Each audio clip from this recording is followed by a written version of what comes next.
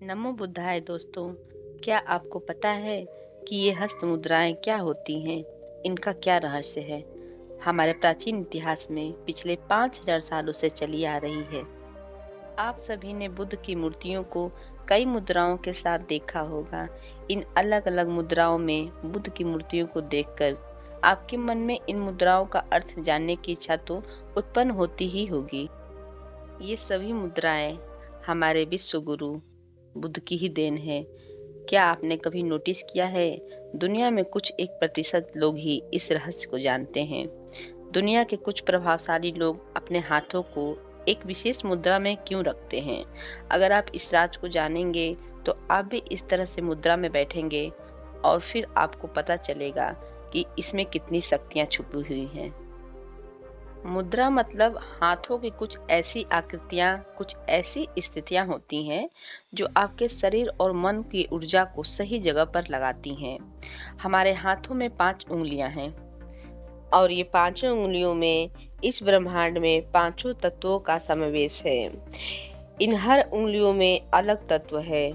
जैसे अंगूठा अग्नि तत्व को दर्शाता है, तर्जनी वायु तत्व को दर्शाता है, मध्यमा आकाश तत्व को दर्शाता है, अनामिका पृथ्वी तत्व को दर्शाता है और कनिष्ठ जल तत्व को दर्शाता है।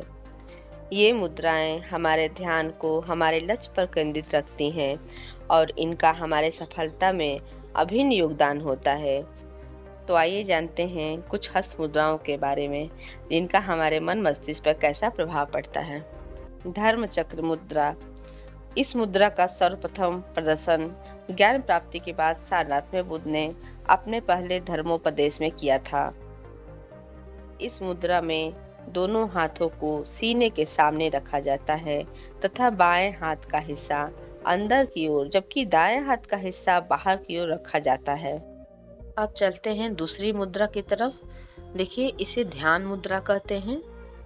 इस मुद्रा को समाधि या योग मुद्रा भी कहा जाता है और यह अवस्था बुद्ध, शाक्य मुनि, ध्यानी बुद्ध, अमिताभ और चिकित्सक बुद्ध की विशेषता की ओर इशारा करती है।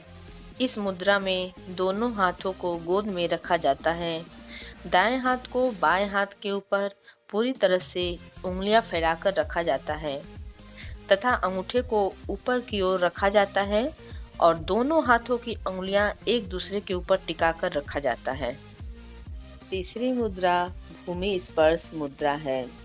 इस मुद्रा को पृथ्वी को छूना, टचिंग द अर्थ भी कहा जाता है, जो कि बुद्ध की ज्ञान प्राप्ति के समय का प्रतिनिधित्व करती है, क्योंकि इस मुद्रा से बुद्ध दावा करते हैं कि पृथ्वी उनके ज्ञान की साक्षी है।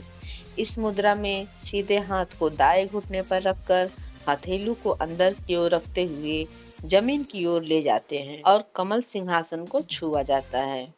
अब आइए जानते हैं चौथी मुद्रा, वरद मुद्रा। यह मुद्रा अर्पण, स्वागत, दान देना, दया और ईमानदारी का प्रतिनिधित्व करती है। इस मुद्रा में दाएं हाथ को शरीर के साथ स्वाभाविक रूप से लटकाकर रखा जाता है। खुले हाथ की हथेली को बाहर की ओर रखते हैं और उंगलियां खुली रहती हैं तथा बाएं हाथ को बाएं घुटने पर रखा जाता है। पांचवी मुद्रा करण मुद्रा है। यह मुद्रा बुराई से बचाने की ओर इशारा करती है। इस मुद्रा को तर्जनी और छोटी उंगली को ऊपर उठाकर और अन्य उंगलियों को मोड़कर किया जाता है। यह कर्ता को सांस छोड़कर बीमारी या नकारात्मक विचारों जैसी बाधाओं को बाहर निकालने में मदद करती है। अब आइए जानते हैं छठी मुद्रा के बारे में। इस मुद्रा को वज्र मुद्रा कहा जाता है। यह मुद्रा उग्र वज्र के 5 तत्वों अर्थात वायु, जल, अग्नि, पृथ्वी और धातु के प्रतीक को दर्शाती है। इस मुद्रा में बाएं हाथ की तर्जनी को दाईं मुट्ठी में मोड़कर दाएं हाथ की तर्जनी के ऊपरी भाग से दाईं तर्जनी को छूते या चारों ओर घुमाते हुए किया जाता है। आइए जानते हैं सातवीं मुद्रा। सातवीं मुद्रा हमारी वितर्क मुद्रा है।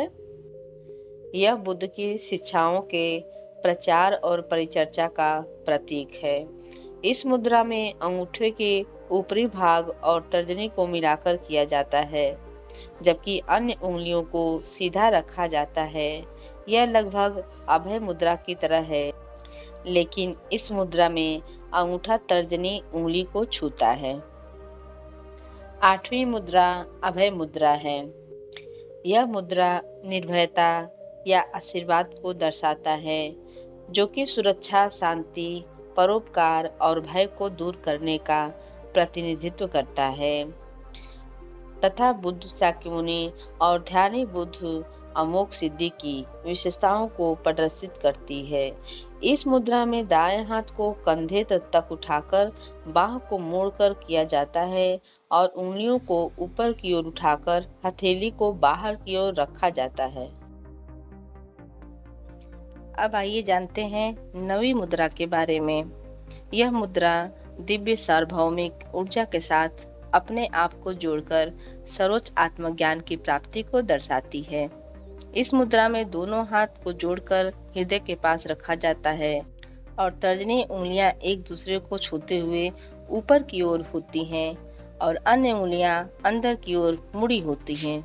अब चलते हैं 10वीं मुद्रा की तरफ, अंजलि मुद्रा।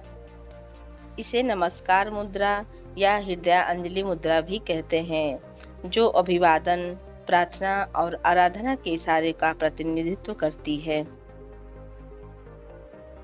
दायां हाथ बाएं के आगे होता है। इस मुद्रा में कर्ता के हाथ आमतौर पर पेट और जांघों के ऊपर होते हैं। हथेलियां ऊपर की ओर, उंगलियां जुड़ी हुई और अंगूठा एक दूसरे के अग्रभाग को छूती हुई अवस्था में होते हैं।